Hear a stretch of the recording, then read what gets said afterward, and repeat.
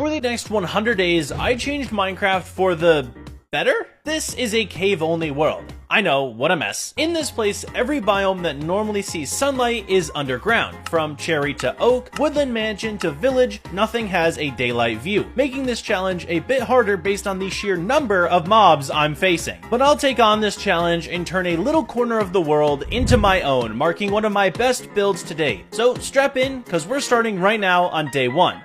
Oh, my view is great, but my situation is not. I'm one block from falling to my death, so I just need to get out of here. Specifically, avoiding these skeletons. Our goals right now are to get wood and find a source of food, but the wood is pretty far away. That's when zombies found me, and I had to jump off the cliff,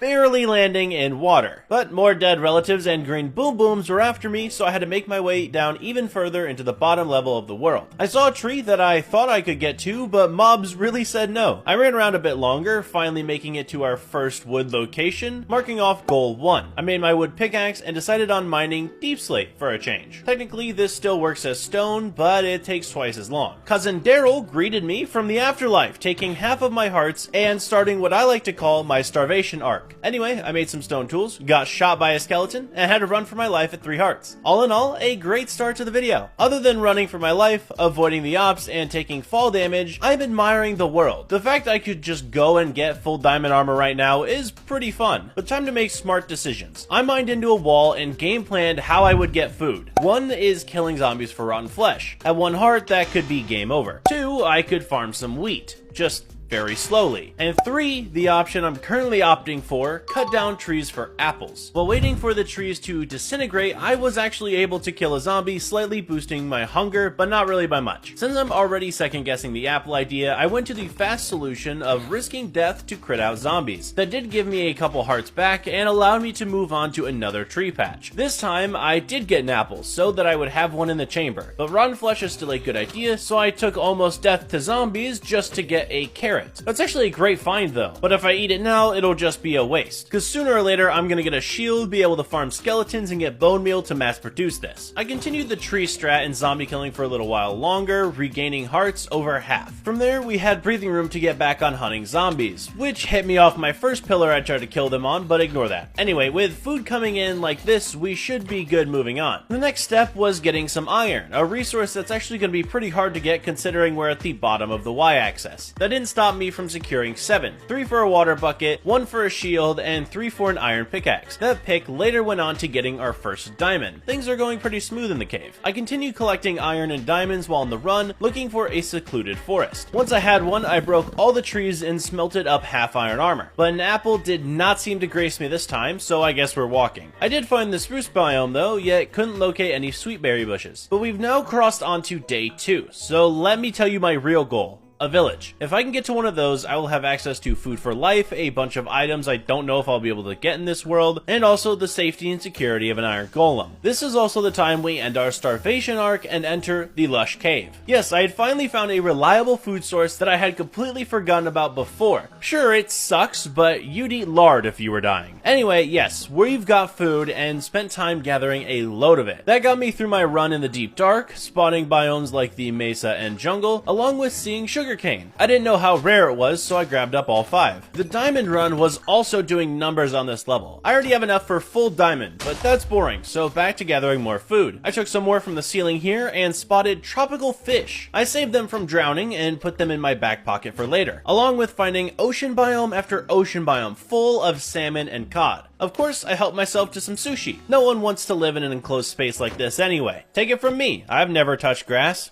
Well, unless you include Minecraft. Day 3 was pretty similar to the last, just hunting and foraging for some more food items, running around looking at cool biomes like the deserts, lava lakes, and more, but I was still lacking of entertainment. That came at the end of the day, when I found a new 1.21 dog. Yes, if you don't know already, I'm playing in the newest update of the game, so this sick forest dog is now my friend. Now, I'm still on the hunt for a village, but that didn't stop me from finding yet again another food source, that being melons from a nearby jungle. It seemed seemed like a minuscule thing to be grabbing, but little did I know, just over the horizon, I happened to find a village. Yes, that's right, we had finally made it to one, and this is where the fun begins, because everything I want to do in this video all stems from finding it. So I made my way up, stole all of their goods, like the hay bales, books I found, a brewing stand, and a fletching table. But the most important thing that we're going to be doing on this day is moving each and every bed into one room, specifically the church. It's the biggest building and will protect all of the villagers as safe as possible in case something lights on fire and starts burning it all down. So as I said, I took every single bed from every single house, laid it down in the village, and hoped that all of the villagers would just give up and go inside. It worked pretty well, keeping them all safe until I need them. That way, no mob that spawns above and jumps down, or any mob that actually does spawn in the village, can come over and turn each and every one of them. My next move while being here is figuring out where I want to be building my base. Now, obviously we're in a cave world, so I figured it best to actually make a cave-like base. For once, I'm not going to go extravagant and make a giant tower, I don't have the room for it, but instead, simply mine into a wall. But before that happens, we're going to make sure our farm's up and running, so I made a sugarcane farm, planted down our melons, carrots, and potatoes, so that when I need them, I'll have food and the ability to make books. Then I got to work on knocking down villagers' homes, specifically in this direction. I had picked the side I wanted to live on, and these were in my way. After tearing down generations upon generations of homes, I lit up the area so that mobs wouldn't spawn on my property. Speaking of property, it's time we start on the base. To do that though, I have to make sure the land fits around me. I'm not just gonna put myself inside of this wall over here and not make the land look good. So we start with terraforming. First I went on the hill to make sure that the wall was indeed flat. Then I built up new layers of grass. I really hate Minecraft builds where it's just completely flat and then the build on top. Or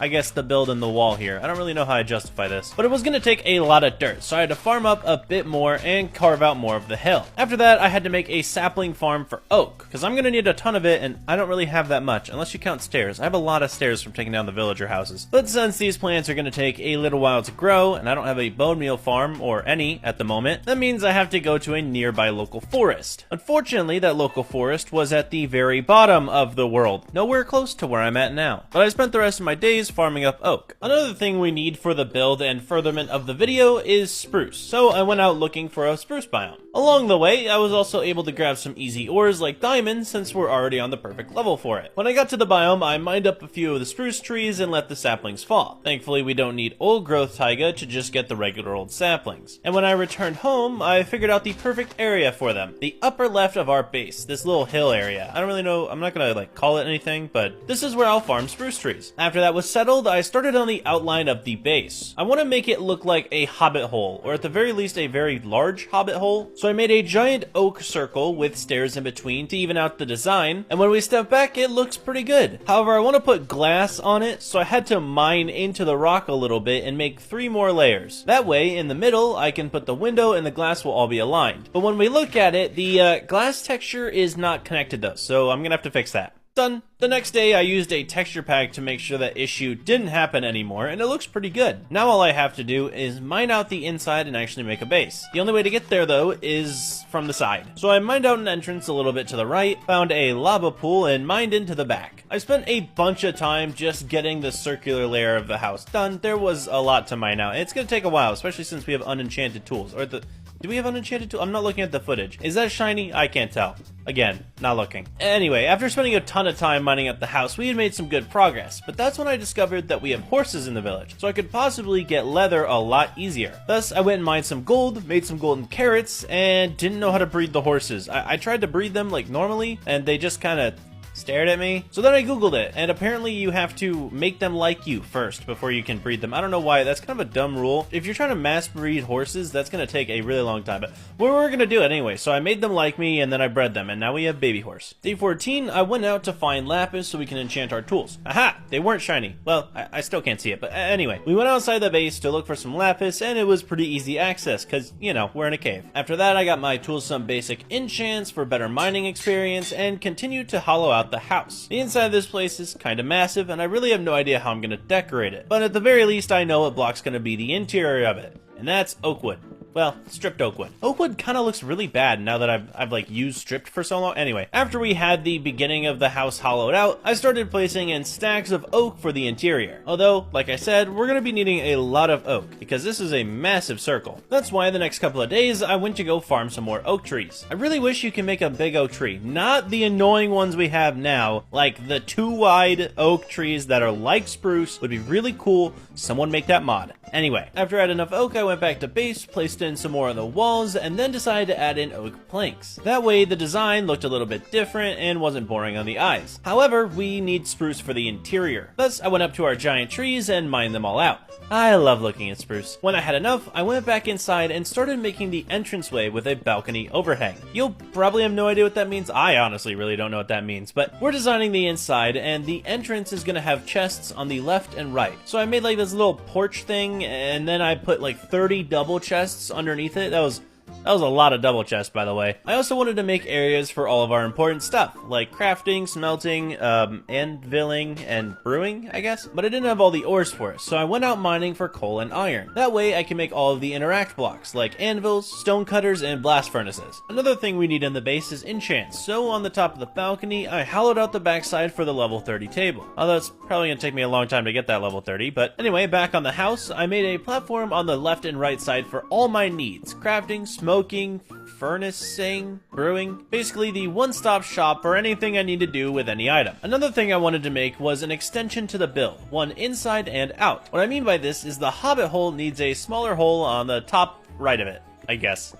Anyway, I'm making a spruce hobbit hole on the outside specific to my bedroom. I figured it would extend off the enchant table area, so I just mined out the entire hole, made the walls out of spruce, and filled the room with more interact blocks and my bed. I really don't need any like barrels or more crafting tables or anything. It's really just my bed. But I did place down armor stands too, so I guess if I get more armors or like armor trimmed or armor trimmed armor or trimmed armor, But yeah, it's just really my bedroom. The next few days I really want to go mining, but my food stock has plummeted to the floor. Thus, I decided the best way to get more, or at least at the moment, is to go fishing. It's probably the only way to get more at the moment. I don't have bone meal, I don't have animals, so the water. I grabbed a fishing rod and headed over to the nearest lake. Floating ocean? I really don't know what this is. It's a cave lake, I guess. And just sat here for quite some time, throwing my rod into the water. It took me a little bit, but eventually I had 23 salmon and 28 cod. That's a decent enough to run around when I go mining. And unfortunately, I didn't get anything else of note. After I smelted it up, I got on our mission. The editor can edit this however they want, but a mining trip is a mining trip. So for like the next hour, I went ahead and grabbed 2.5 stacks of iron, 30 lapis, 50 gold, a stack of coal, and 43 more diamonds, which is a very favorable haul. I also found my dog from day 3.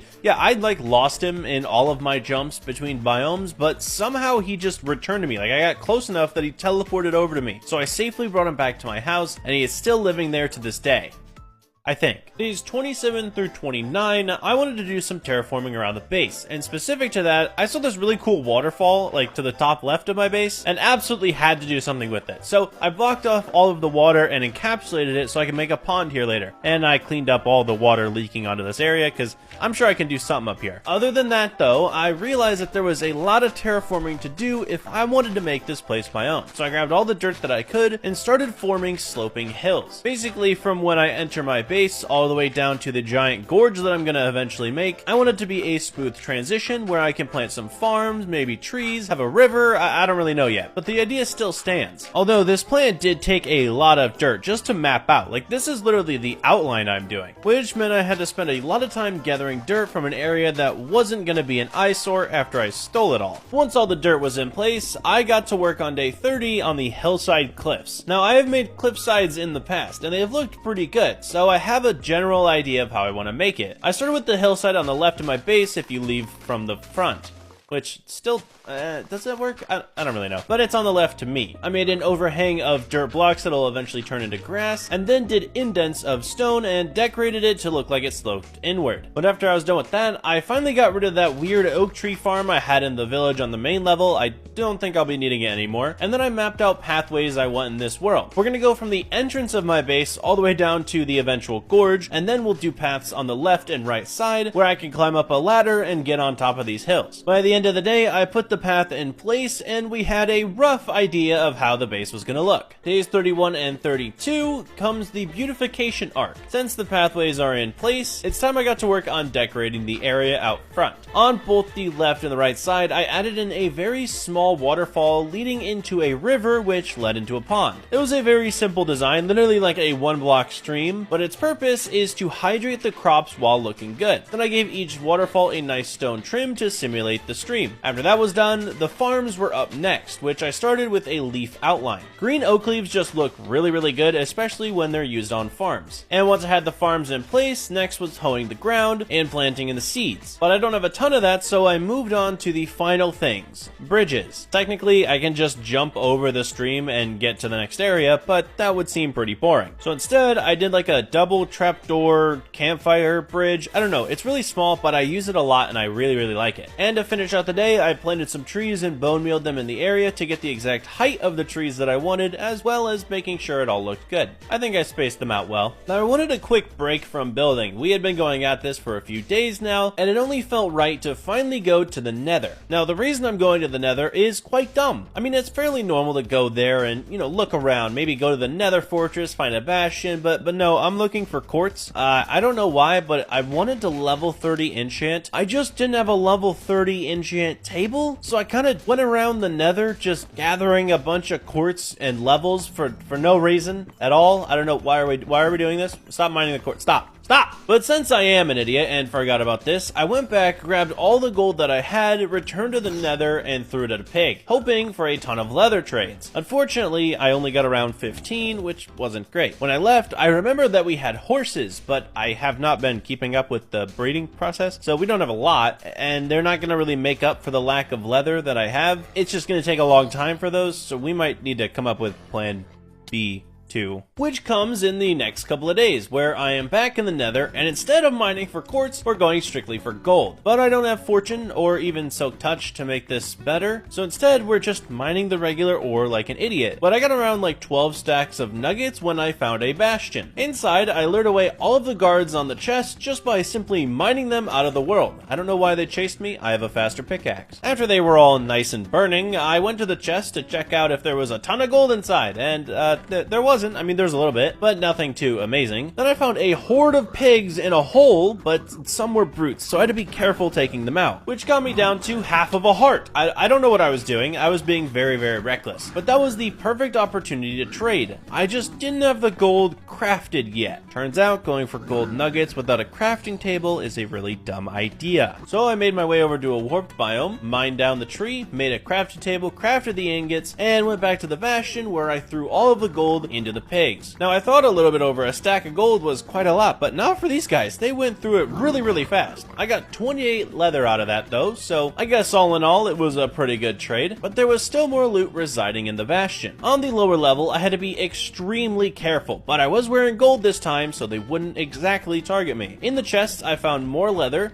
the snout armor trim, which I've never actually used, a mending diamond pickaxe, which was really awesome, and a heck ton of golden carrots. Why do y'all need this? I don't think you're vegan. I returned home, pretty happy with the find, and now I have enough leather and sugarcane to finally make the enchant table. Putting down these books felt really good, and we got our level 30 enchant, fortune 2, on a shovel? What the heck is this? I tried again and got a fortune 2 efficiency 4 on a pickaxe. Then I got plain efficiency 4 on an axe and cried seeing all my levels disappear. Those were terrible enchants. After that tremendous loss, I decided to start out day 38 by harvesting wood for a new side project. I guess technically there are 2 side projects, but we're doing one right off the bat, so I didn't call that one a side project. There was no way to get to the tops of these cliffs where I made the spruce area and where I will eventually make my oak farm. So to remedy that, I decided to do a hanging dock design on both cliffs. Basically what it is a small dock made out of spruce with a ladder falling to the floor. It's a ladder with like trapdoors on the back. It looks like a hanging ladder. It's pretty cool. The design was super simple, and the only way I could really make it look better were having some railings, maybe barrels and leaves. But once the spruce design was done, I copied the entire thing out of oak on the other shorter cliffside. That way if I ever need to get up to the pond where I think I eventually placed down sugarcane, I'll have this thing. After that I got to work on the real side project, the entranceway to our base. Right now, I go to the base via this stone tunnel next to the lava pool and inside. It's a really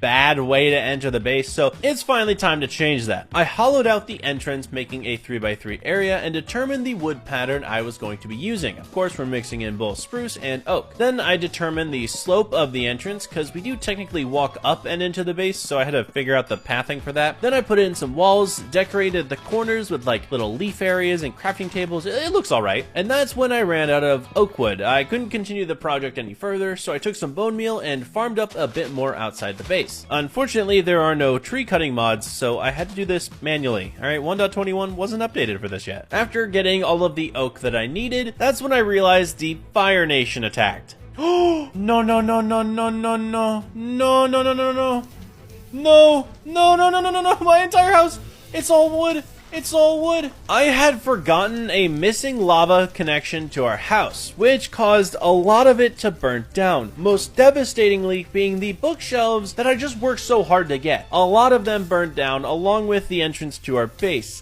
It was really sad to see, which meant the rest of my days I had to spend time covering up all of the lava, solving the issue, and going back to redesigning the entrance. By the end of the day, we had a functioning brand new tunnel entrance to the base, which looked amazing. But we did lose a lot of books in the process. Honestly, the level 30 enchant table screwed me over last time, so who cares? Well, now that I lack bookshelves, it's time to go back to the nether. I took a stack of gold with me and decided we're trading with piglins again. Unfortunately, this time around, they weren't so generous. I instead got 4 books, which is okay, but 16 leather. Not great. I could have gotten a lot more, so I went back home, grabbed some more gold, and decided we're just gonna stick it out. However, the next couple of guys I got working for me did the job, giving me another 48 leather. Which is great, because now I can return home with all my stuff and make my bookshelves. Oh wait, now I'm out of sugarcane. Yep, turns out I had basically used all of my cane and decided to break my farm of it, because I didn't need it anymore.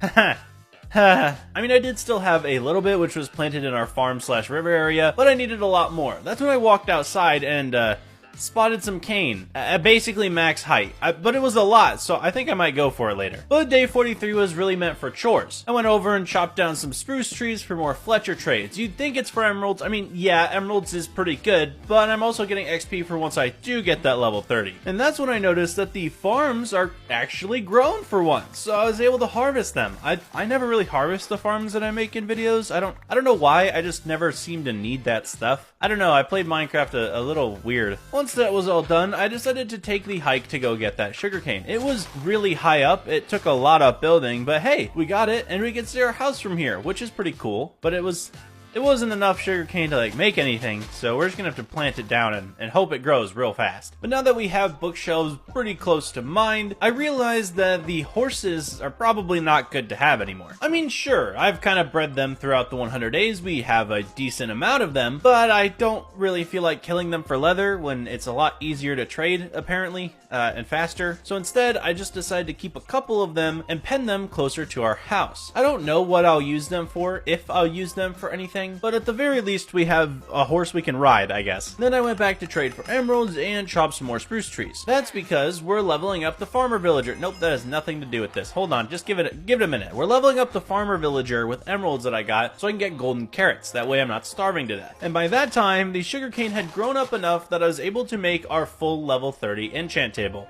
Again. And now you see the fruits of our labor for chopping down trees and trading with the Fletchers. I'm able to enchant our axe with Fortune 3, Efficiency 4, Unbreaking 3, and a shovel with Fortune 2, Unbreaking 3.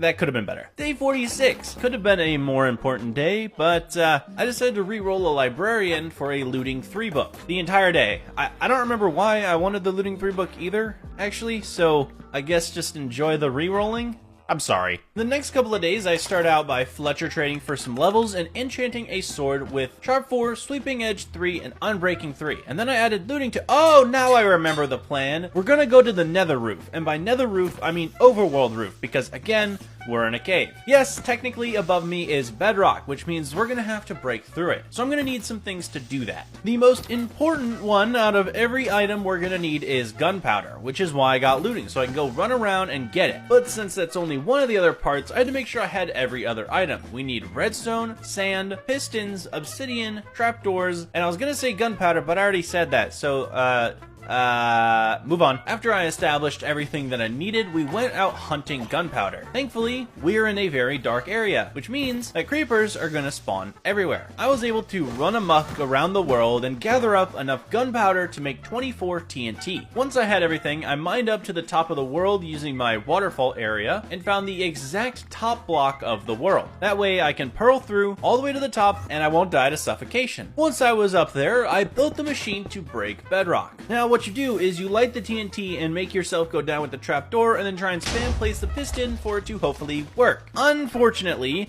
I'm not very good at this because I've never done it before, so it took more than one try. At one point, I got pretty nervous because like I only had enough TNT for so many attempts. But the reality of it is I had enough. I was sure of it and I kept going until I broke the bedrock. Now that I can have a ladder all the way up to above the world, it's time we make a mob farm. The Fletchers aren't giving me enough levels these days, so I went back down, gathered all of the resources I may need, went back up to the roof, and built up 120 blocks in the sky. Then I made the platform for the farm. And since you've already seen how most of this is done, I'm not gonna really bore you. I built up 20 blocks, I built the water channels, and then I ran out of blocks, actually. I think we're gonna have to continue this another day. That meant I had to go back down and refresh my block count. I grabbed more cobblestone and spruce just in case I run out again. Then I got back to the farm, building out the main spawning platform. That's when I realized that I didn't put torches down below, so mobs started to spawn, which could blow me up at any moment. It was a fight to get them off the platform. At one point, a creeper tried to follow me down into the water that I jumped to. That was pretty scary. But once we had that lit up, I was back to the farm, running out of cobblestone and having to switch to spruce. Look, this is above the bedrock. I'm not gonna really see it, so who cares what blocks I'm using. Then I put in our slab roof, and since I don't want spiders to spawn on this, I brought some carpet with me. They normally slow down the farm, so I did a pattern that apparently prevents spiders from spawning. I don't really know how they spawn or like how they're meant to.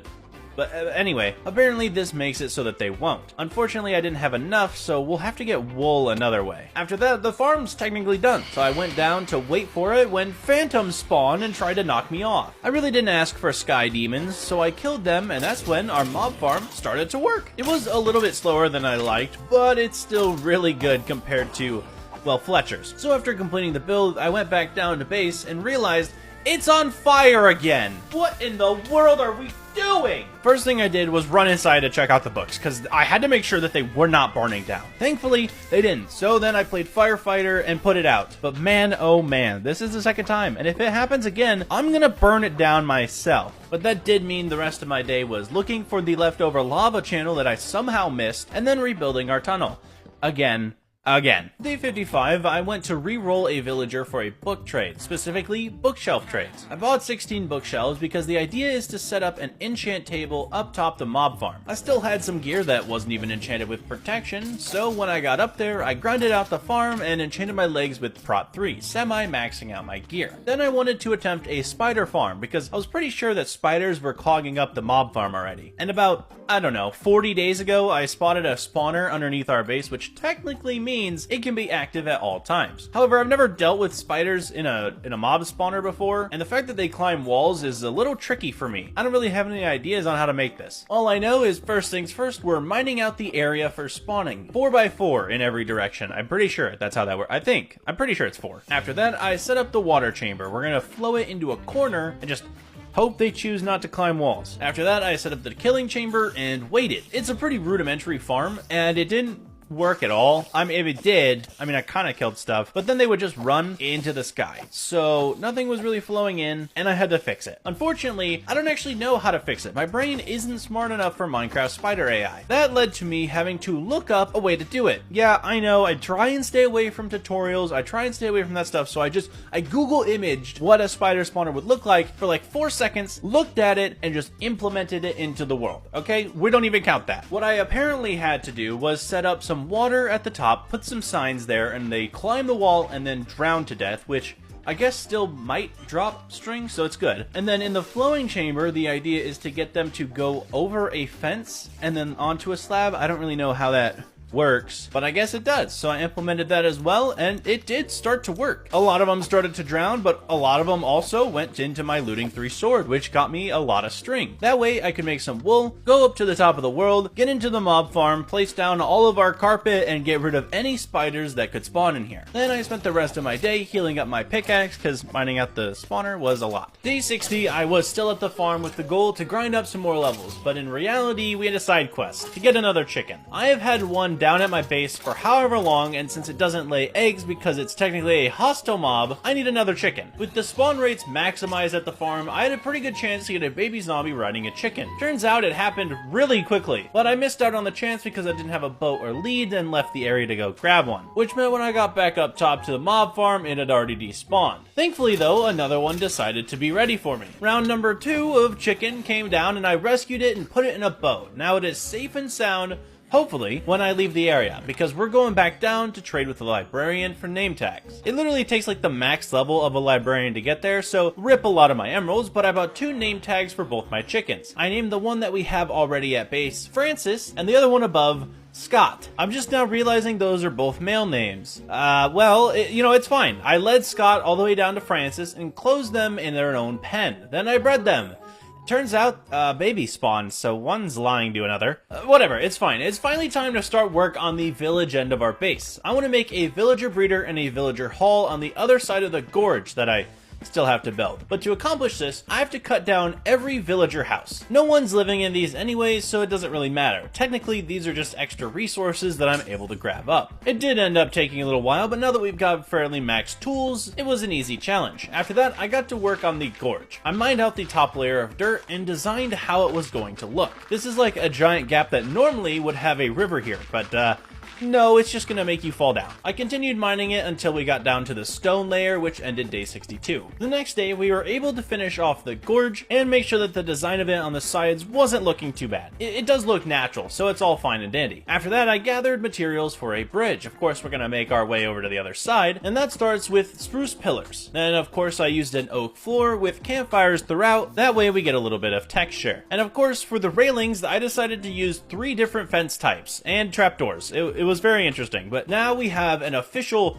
fall trap and a way to get over to the other side. Now, day 65, I realized that I needed leather for another thing, but it wasn't bookshelves this time. But since I'm kind of sick of trading gold and getting rid of my gold, because I could use that in the future, I'm going to use my looting 3 to kill hoglins. I went through the Crimson biome, ripping the heck out of every hoglin that I saw, getting up to like 50. It was pretty nice receiving all of this leather, because we're going to use it for item frames when I get back to base. But before I do, I found another trophy bastion, or whatever this thing's called. I call it trophy because it looks like there's like this gold trophy out front, so I stole from it. That's when I decided to return. Why is there another trophy bastion? Okay, fine. I found another trophy bastion, so I made out with like 30 gold. When it comes to complaining, I guess this worked, because I was just saying how I really didn't want to give away my gold, and they were like, here, take some. Anyway, back at base, I made up all 30 item frames and placed them on the chests. The reason for this is because it's organization time. I may have 30 chests, but I'm using about 4 of them at the moment, and that's, well, maybe like 7. I don't even know how many I'm using, but I'm using a lot, and it's time to organize it up. So I made a different type of chest for everything. Wood types, log types, leaves, ores, food, mob drops, potions, etc. It was a huge mess, but now it's all good. The next couple of days I wanted to go out for some iron because I didn't have much and it's pretty useful for builds coming up in the future. So I went to a new section of the cave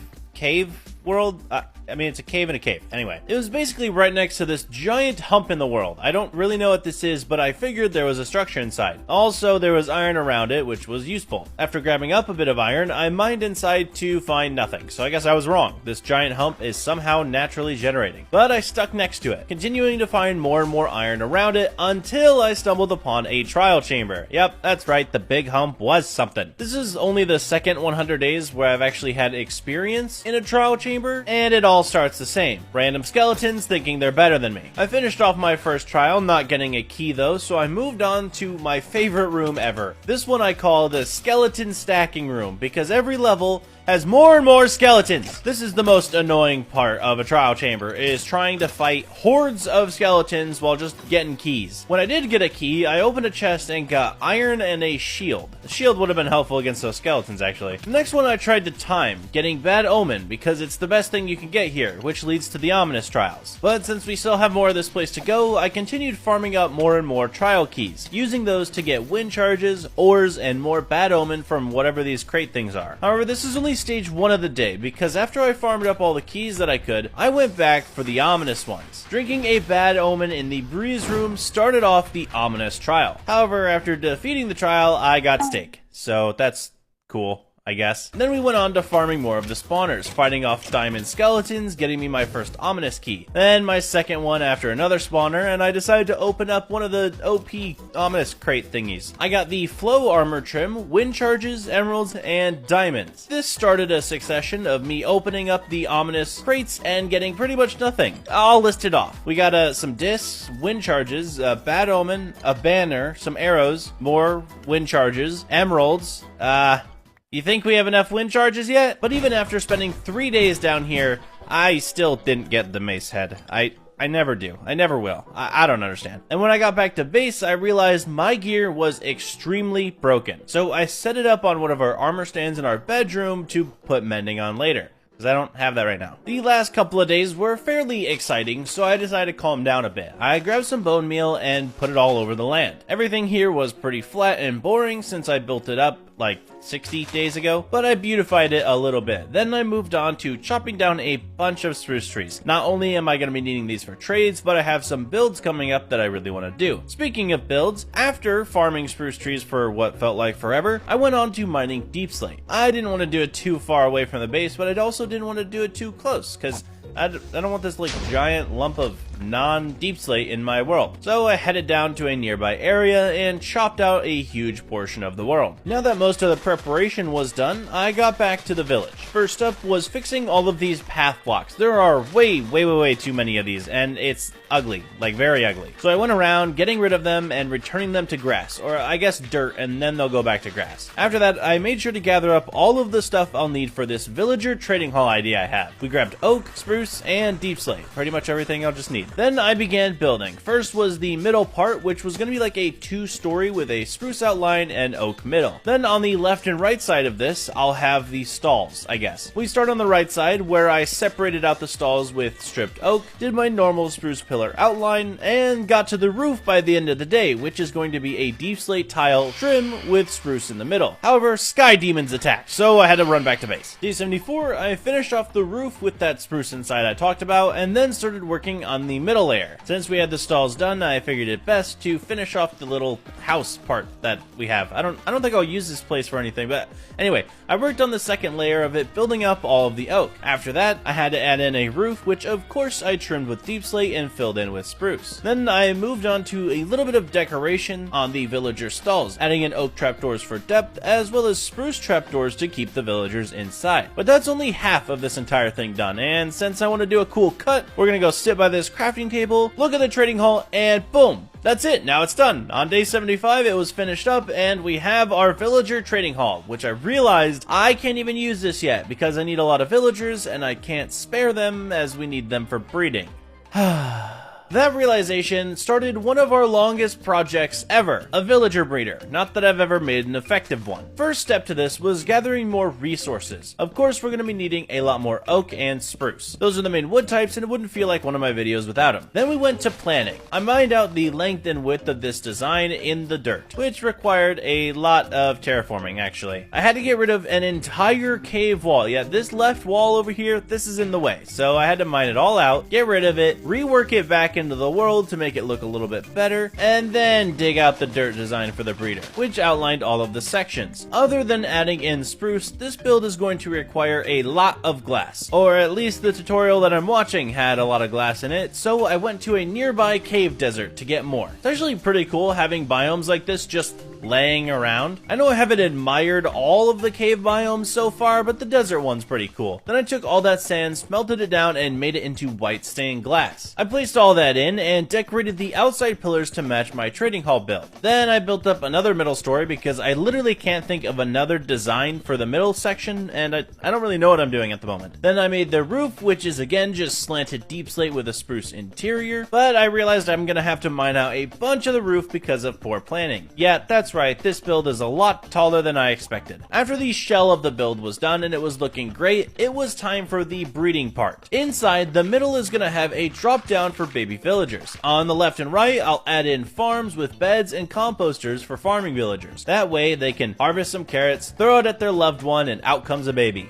I think. Is that how it works? I never had the birds and bees conversation. And after that's done, they'll walk into the trapdoor section in the middle, fall into water, and that's where my railway system under the farm will allow me to press a button and shoot a villager up to the surface for processing. Actually, now that I think about it, this almost directly relates to the movie Boss Baby. After the factory was pretty much done, the last thing I had to do, other than get these villagers inside, which was really fun, was plant down some carrots. I used a couple stacks to fill out the farm and threw some at the villagers so that they would breed. After we get some babies, I can turn those freshly into farmers and we'll be good to go to kick off the farm. While I was gone, the babies are booming. The farm is working pretty well, so I separated out a couple of the villagers so that one side, when this child grows up, it'll be completed. However, we still have Fletchers on the other side trying to make more kids. In the meantime though, we gotta fill up our trading hall. We still have leftover villagers from the church, so I spent the rest of my day slowly boating them over to their cells. I separated out each type of villager, one side being for Fletchers and one for librarians. After I had all the villagers out of the church, I was finally able to take it down, getting some random extra blocks and finding an iron golem in here. To be fair, I'm shocked there weren't 100 after the abuse these guys went through for the last 80 days, but it's fine. Then I went on an adventure. I was looking for two different things, moss and slime. Moss for decorating around the breeder and trading hall, and slime because I want the ability with a flick of a switch to turn on and off the job blocks. That way I can get the XP behind them when I trade for my sticks. However, finding a slime chunk in a cave is a lot harder than I thought it would be. Apparently, nothing near the base was slime, and I ended up going so far that I wandered into an unrendable chunk area that crashed my game. Thankfully, I was still able to load up the world afterwards and find some slimes. I got 37 balls from these guys. It was a mess of a fight, I'll tell you what. But I made my way home so that I can make some pistons. Once I did, I set them up underneath the villagers, all connecting with one lever that controls them. I tried to run the redstone through the pistons, thinking that the redstone would light up the piston block, which would light up the redstone after it, and it doesn't work like that. I know nothing of redstone. So after a redesign, we had our working lever. And to test it out, I went and grabbed some spruce and traded it with the villagers. Then I flipped the switch and we had all the XP in the world. It was great. The next thing we have to test out is the breeder railway. So I went ahead and made more rails and set them up for the trading hall. Then I pushed the button and I watched a villager get sucked up all the way to the trading hall. It was great. I love that these guys get born, shoved into a hole, taken out of the hole, and shoved into a new one. Anyway, now that we have this guy set up, I went ahead and re-rolled him for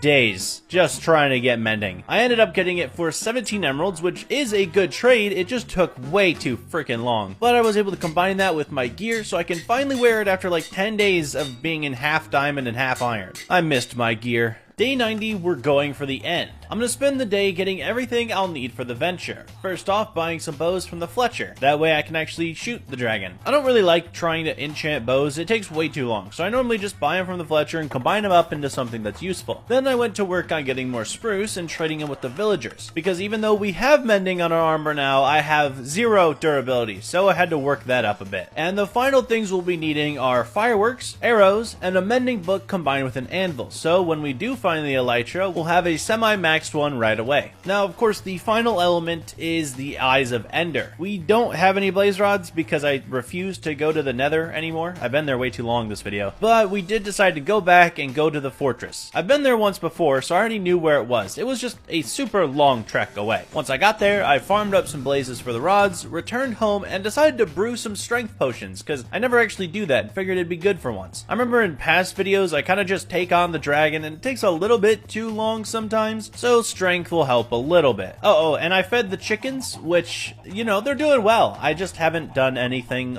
with them ever since getting carrot villagers, and now I can trade for arrows with Fletchers, so they're ultimately useless. Even though that's the case, we are off to the end. I threw my first die, which led straight into an ocean biome. When I got there, I realized it'd be inefficient to cross this without a boat, so I went all the way back to base to make one, even though there were trees on the way back. I don't know what I was doing. Time management, I guess. Eventually, when I got back and started boating through the oceans, it changed to a warm one. It actually looked really cool. There was like sand all over the place, there was coral at the bottom of the cave, and I don't know. This was the coolest biome I had seen so far. And it's good that we found it because apparently this is where the stronghold was. I threw an eye and it went straight down, so I mined down and fell into another ocean. I don't even know what's happening. There's like multi-level cave oceans now. But I kept going down and that's when I found the stronghold. The first room that I found in here that was good other than the portal room happened to be a library. I stole a bunch of the books from here just in case I happen to come back and my base is on fire again. And from the chest I did get an okay book, I guess, but also an eye template, which is good because I can use that on my armor. And by the end of day 92, we had found the end portal. Now all that's left to do is go and kill the dragon. Every fight starts off the same, with me taking out every crystal that I can from the ground, or sometimes building up and getting to the top of one of the pillars and taking him out from there. However, the only thing that stops me from doing this in one take are the caged crystals. So once those are out, it's just me and a dragon. This time I can drink a strength potion and absolutely karate chop the heck out of this dragon's skull. It worked wonders this time, killing the dragon in record time and getting me a bunch of XP, which full healed my armor if it wasn't already. Then we did the normal steal the dragon egg and build out to the outer end. Now all I have to do is find an end city, which normally takes a very long time. The first one that I found was giant. I mean, it was really impressive how big this one was. When I got there, I hunted down alien life forms for their boxes, stole their ores, diamond armor, and tools from chests, and of course, built over to the ship. That's where I got my elytra and added the mending book to it. That way I can fly home nice and easy without having to worry about it breaking. Once I returned home through the portal, I did my patent pending dragon egg lamp, where I just put the dragon egg down and then add a quartz pillar on top to make it look like a lampshade. I'm totally not patent infringing on a friend of mine and stealing his idea. Now we are super close to the end of this video, so it's finally time we do one last thing, and basically the only thing I can think of. Upgrade our gear. I've been chilling in diamond for most of this video because, well, it's all around us, but it's also getting a little boring on the eyes, so soon enough I'm headed to hell. But first things first, I had to max out a sword. We had gotten a couple really great swords from the end, so I combined them up to make one of the best swords I'd ever even seen. I probably won't end up using it because I like axes, but still, I have it in my inventory now. After that, I wanted to re-roll a villager for an unbreaking trade because our elytra still only has mending on it, so I spent some time doing that to max out the elytra. And finally, we're going into the red dimension. I mined down to Y15 and got busy mining. Pretty quickly, I had gotten 1, 2, 3, 4, 5, 6, 7, 8 Debras, but who wants to see all that fun stuff? Because let's be honest, that's where my luck stopped. Over the course of the next few days, I was not getting much netherite. It took me until day 100 to leave here with 20, meaning in like 3 days, I found 12. Either I suck at mining or this game just didn't want me to have any. When I got back to base, I smelted it all up and crafted 5 ingots, a record low for me. I don't even think I've ever had 5 before. That's such a low number. But I did decide to turn my armor into netherite alongside my trusty axe, because you know, it's been with me the entire video. Then to shove off the video, I trimmed it with Flow Diamond, making it look amazing. This is still easily one of my favorite trims in the entire game. But again, that's all my time. We made an amazing base over the course of these last 100 days with so many amazing different things surrounding it without even seeing the sun. I took the cave world to its maximum for these 100 days and I hope you enjoyed.